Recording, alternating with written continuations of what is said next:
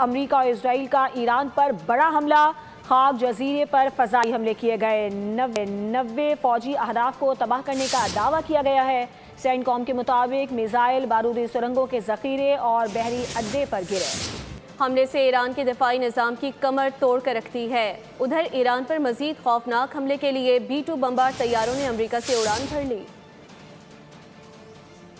امریکہ کا ایران پر سب سے بڑا حملہ، خارق جزیرے کو نشانہ بنایا گیا۔ امریکی حکام کے مطابق تمام فوجی اہداف کو تباہ کر دیا گیا۔ سینٹ کام کے مطابق میزائل، بارودی سرنگوں کے ذخیرے اور بحری اڈے نشانہ بنے۔ حملے سے ایران کے دفاعی نظام کی کمر توڑ کر رکھتی ہے۔ امریکی حکام کا کہنا ہے کہ اخلاقی طور پر آئل تنصیبات کو نشانہ نہیں بنایا گیا۔ امریکی فضائیہ نے B-2 اسٹیلتھ بمبار طیارہ مشرق وسطی کی جنگی مہم میں شامل کرنے کا اعلان کر دیا۔ B-2 بمبار طیارے خصوصی طور پر زیر زمین تنصیبات کو نشانہ بنانے کے لیے استعمال کیے جاتے ہیں۔